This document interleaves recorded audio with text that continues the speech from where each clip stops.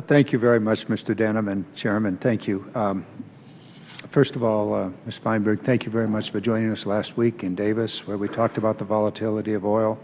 I would recommend or ask that the DOE report, which was actually not a study, but rather a study of studies, be part of the record. I think it would be informative. I think that study's been misused here in some previous questions. Also, PHMSA, you released a report in August of 2014 in which you concluded that the bulk and crude, light crude oil with high gas content, low flash point, low boiling point, and high vapor pressure, and therefore highly volatile. Is that correct? Did you do that? Yes, you did. Yes, it was highly flammable, yes. Yes, highly flammable. Mr. Chairman, a moment ago, well, actually a few moments ago, you spoke very clearly and strongly about the frustration that you have about the process taking so many, many years, and indeed it has, usually because of our intervention, because of industry intervention, and also because of the law itself. We know categorically that bulk and crude is highly volatile and very explosive. Is that correct from all three of you? Is it? It is a highly flammable liquid, and there are variations, but it does have high volatility as well. Is it explosive, Mr. Hart?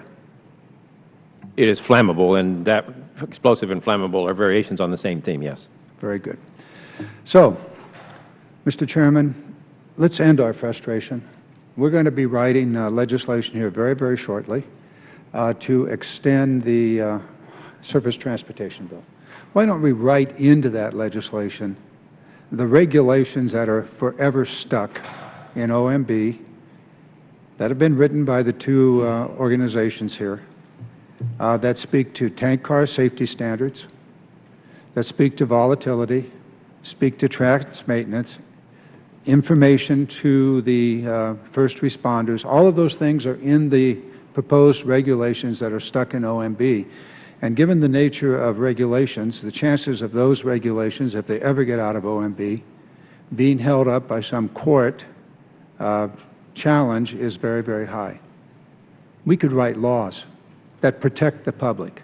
We have the basic information. It's available from the regulations that have now been sent on to OMB. Why don't we do that?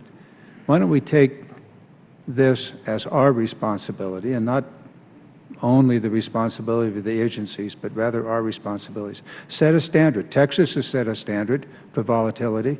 Canada has set a standard for volatility. The United States sits here and goes back and forth and ultimately puts millions of our citizens at risk.